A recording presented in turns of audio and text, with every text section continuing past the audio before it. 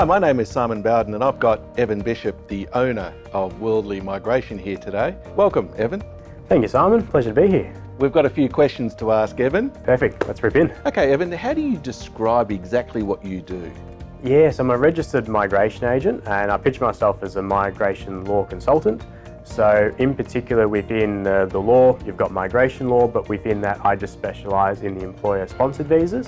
So primarily what I do, it's a lot of employers and they're looking at sponsorship as a way of retaining an existing staff member, or sometimes they're needing to access a skilled migrant to fill a particular role. So it might be that the business has had the best employee in that particular trade or that field in years, and they can use sponsorship as a vessel to be able to retain the person. And likewise, they might be a graduate or a backpacker and they would love to stay in Australia. So it's a mutual arrangement that requires a lot of paperwork and expertise in migration and employment law. I'm intrigued to know why you chose your profession. Yeah, I was originally, I graduated university in commerce with human resources and I went into recruitment for a few years, and I did that as a way to help people.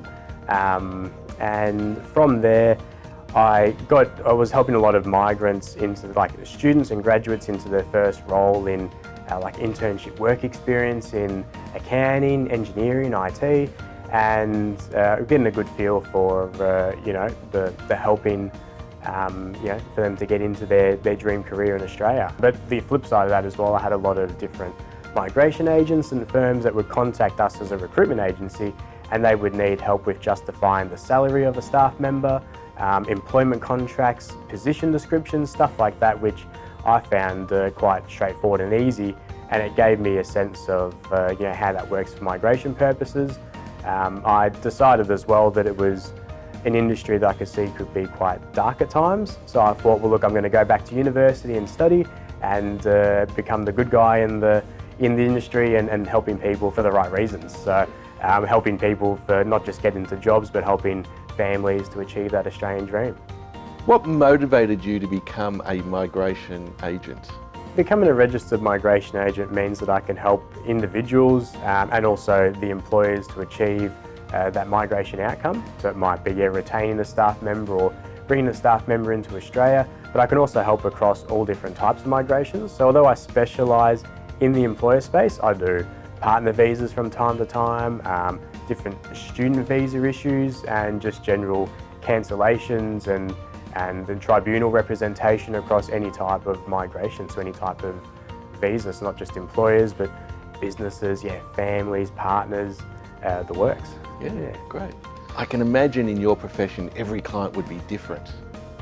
Yeah, and it makes it very interesting. And although the law is what it is, and you work within that, every business is different. Every individual is different.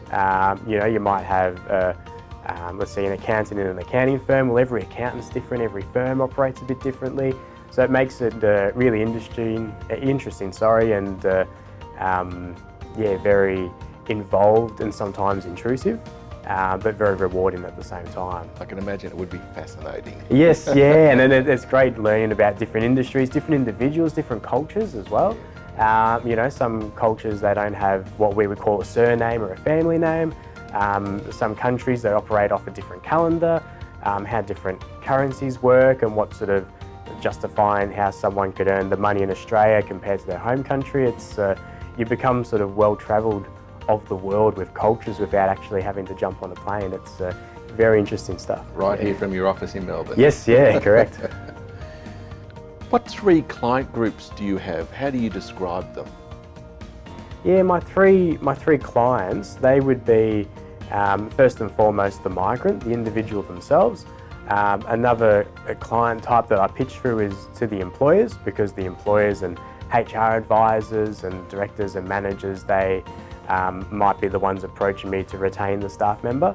But also a lot of my business comes from, I call it B2B, it's from other law firms and agencies, so business to business, helping them for different time constraints and knowledge constraints.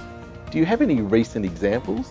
Look, there's some that they pop up and you can sort of start and finish them in a few days. So I've had a couple of sort of justifying why visas shouldn't be cancelled, so they get 5 days. So by the time you get talking with someone that's quite quick, but then something like an employer-sponsored visa where we need to advertise to the local labour market for 30 days, that's the life cycle of that could be a 35, 40-day process. So of those ones, I've done a couple cooks recently, accountants, and I'm also doing a lot of training plan writing. So it's for positions which are more temporary in nature, and I've done some great ones recently. A special needs teacher in a primary school. That's been really rewarding to deal with. A lot of stuff at the moment, still over the last few years, but still now for NBN. So it might be sales reps or telecom networkers, cablers.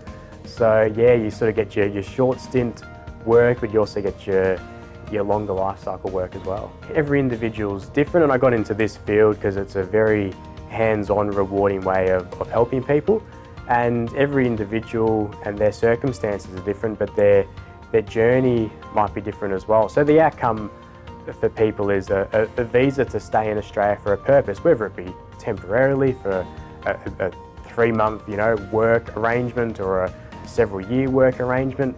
The outcome is great for them, but for me it's sometimes the journey's got to be just as important as the outcome itself. So making people feel safe and that I'm quite knowledgeable and make myself available to people. I don't take on too many clients at once. I want to be able to service all my clients well with their case.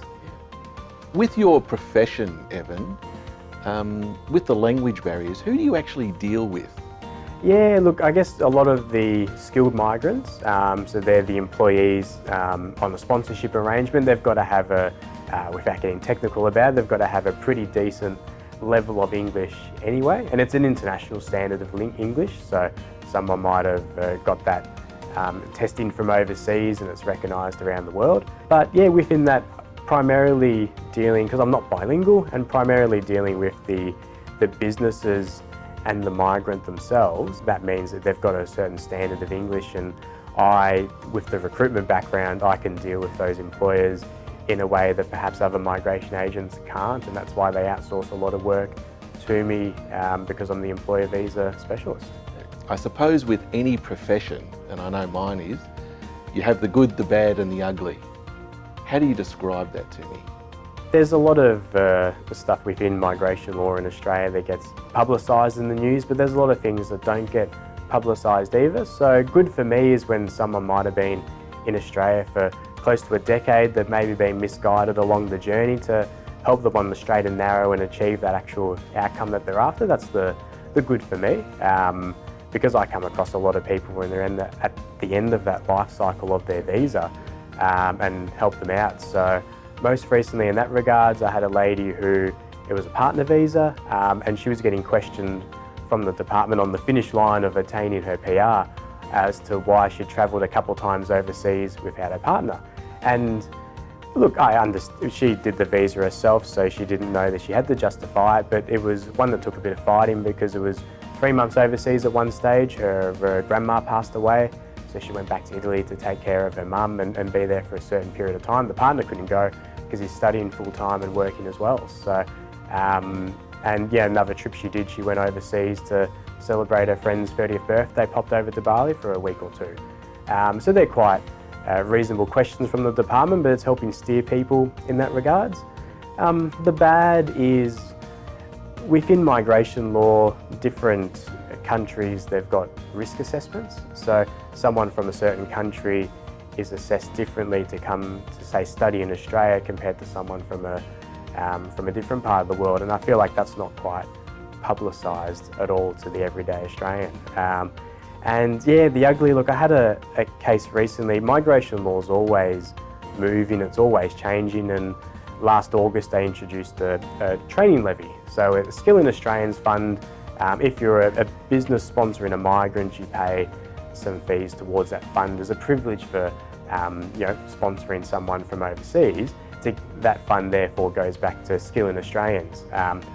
And I've been arguing with the department that it hasn't quite been thought out well enough at times. I had a client recently, big business, been trading for a long time, and with the growth they're having, it's not quite sustainable to keep going on a trust side of their business. So they're changing to proprietary limited, and everything stays the same. It's just everyone in the business is changing from being on this ABN to that ABN, and that Skill in Australians fund, which is several $1,000s, is not prorated. It's actually they had to pay it all again. So I feel like that's sort of the ugly side of what you do. Yeah, that sometimes we wait for legislation, and then once we get our hands on it, it's maybe not as clear as it's intended. So, where do you get your referrals from? a lot of my referrals, they do come from other agencies and law firms. So it might be for time constraints. You might have a lawyer, they're in and out of court and they're doing a lot of high-end stuff, and then all of a sudden they land in their inbox. You've got 14 days to justify why your client's been getting paid this salary in this business, or 28 days to update us with this information, maybe 5 days to justify why we shouldn't cancel your client's visa. And if you're a lawyer in and out of court, or if you're a migration agent with back-to-back consultations, to be able to outsource that work to someone who I pride myself on making myself available, that's where it's a big benefit for them, but also for outsourcing to me for knowledge constraints, I guess, because I've got that in recruitment background. I live and breathe employment law, and I love that aspect of migration, and not everyone understands that well. So people outsourcing their work to me because I'm the expert in this within the law, within migration law, that subsect of employment law within it. So, again, like I said before, that passion comes through. Yeah, love it. Yeah, absolutely. I've noticed on your lapel there that you've got a pin. What does that pin stand for? Well, look, this pin, I just love how the colour goes with this suit jacket. But it does look good. Yeah, look, but this pin itself, it says easy peasy lemon squeezy, and as much as migration law can be quite serious and important because you're playing with people's lives, at the same time, when you're hired as someone's consultant and to represent them, you can't be robotic in your approach, because we're dealing in a robotic world with the law and fitting everything within the legislative box. So I like to say for a partner visa, for example, that it can be quite intrusive, and there's a lot of information you need to put forward and back it up with evidence as to justifying your relationship. And I changed my mindset with people, and that's sort of the easy peasy lemon squeezy approach, that yes, it's important, but think of it like a puzzle, and every evidence and information is a piece of the puzzle, but you start a puzzle by doing the borders and someone there to help you with the vision of the puzzle. And when you get on the roll and you don't stuff around with it, and when you get close to finishing, it's very rewarding. So that's sort of nurturing people and having that safeguard for them with the knowledge and the time and the care. I think the main thing for me is that I care to help them through that process. You've got to be a bit fun in life as well. Yeah. Well, as you know, I know people that collect colourful socks, and yes. I know people that collect ties. Yeah.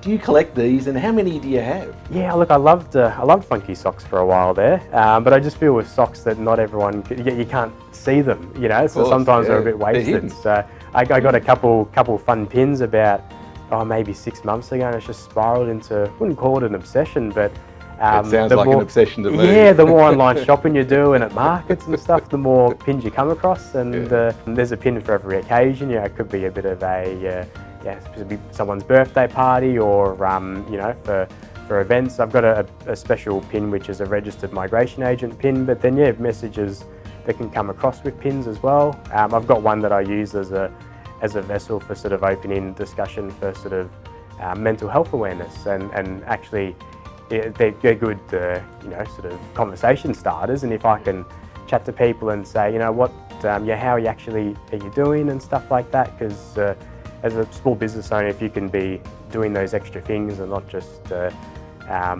doing your job, actually giving back to the community, and pins can be a great conversation starter and good eye-catching.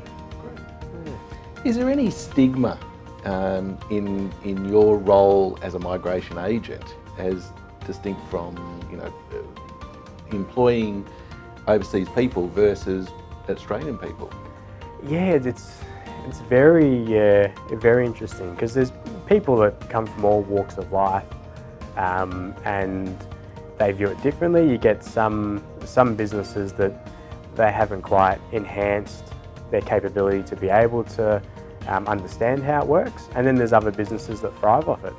There are some people which they might have their entire IT department and their entire infrastructure is set up in, say, India, and all of a sudden if something breaks here in Australia, to be able to get a visa to get some of those staff members out is highly important. Okay. Some of the combine harvesters in Western Australia, there's not too many people that can actually steer those John Deere machines. They're all seasonal workers that come over from England. So there's a lot of people that are against migration, of course, but at the same time, I never get into arguments with people, but always sort of think to myself, they're also the same people that love the local Chinese restaurant, the local Indian restaurant. Well, we wouldn't have those things if Australia wasn't such a welcoming country, and it's a young nation in the scheme of things. So have Australia opening their doors, and now it is getting tougher, but quite sensibly to who they let in. So yeah, very skilled migrants who give back to the economy. I think it's a wonderful thing, and I think it's something that everyone should embrace. Yeah, I agree. Is there one particular client that perhaps stands out as a client that you've been able to help come to mind? Yeah, look, I think a lot of the partner visas can be quite rewarding because they're sometimes a bit of a longer journey than, say, a skilled migrant coming to Australia for an employment purpose. Recently I did a case where the couple have been married for a few years, they've got a couple of children, but it hasn't been the right time for her and the children to come and join him in Melbourne because the daughters weren't too ready to get into the school system here in Australia and stuff like that. Those are very rewarding, and that's quite recent as well. They stick in your mind, but it's always lovely that, for a lot of people, permanent residency and citizenship in Australia is the journey, and you get in contact with people years later. So quite rewarding in that regards. What's the future of your business look like? From a professional perspective, you're always learning every day, but I would love to be able to give back and get into doing pro bono work for the refugees and asylum seekers. And that involves me just setting aside some time for that further study and really tucking into it. But that dream's always been there to give back to those who may not be able to afford to hire a professional. So that's from a professional sense, but from a business sense, I'm doing a lot of work helping families come from overseas to come into Australia. It'd be a shame as a small business owner, I've got the opportunity to help the local community, so it'd be a shame not to do so. So I'm just small, the business is only a couple of years old now, but I give back to the police and community youth club with sort of the local blue light discos and the street smart publication for the Dandenong Rangers, which is my local area, and the ambulance members for the Dandenong Rangers as well, and love to sort of start to get into the mental health space and mental health awareness. I'm sort of tweaking ideas of how I can really get into that. So I think it's important. What I do is helping families, but it would be a shame for me not to give back to the local community. So I'm always looking to do both sides of the fence in that regards. So in your profession, do you see it as a growing industry? Yeah, it's an interesting one where the barriers for entry to become a migration agent are getting tougher and tougher. But at the same time, I get a lot of people approach me and they must like how I've set up my business, and they say, look, Evan, I'm thinking of studying, or I am studying the course at the moment, and I'd like to know how I could set up an agency myself. So there's a lot of people that are definitely looking to get into this area. And as much as the intake of migrants per year is lessening, also the population is growing, but every time a politician sneezes, it seems like legislation changes. So it's the sort of industry where there's always going to be movement, and therefore as much as it's getting easier sometimes to apply for your own visa, similar to, I guess, lodging your own tax, how the ATO put the power back to the people, there'll always be those trickier cases, or when an issue happens, the need for professionals. So I think it will always be growing. Yeah. And how hard is it to perhaps keep up to date with government changes? Yeah, and that's the thing. Sometimes I'm quite good, and it's as they come, and other times it's sort of those after hours or the early morning before anyone's waking up to really get your head in the space to go through it. And it's sometimes you wait for a legislative instrument they are, so an update to an act and the regulations, and you get it and it's still, the intention's there, but it's still not quite clear, so you've got leeway to do things there as well, and that's where it's always changing, always interesting. Thanks very much, Evan, today. Yeah, thanks, it's been Simon. a pleasure getting to know you and exactly what you do. Yeah, thank you. It was a great chat, and I'm quite passionate about what I do, obviously, so I'm grateful for the opportunity to share it. Thank you. Fantastic. Thanks very much.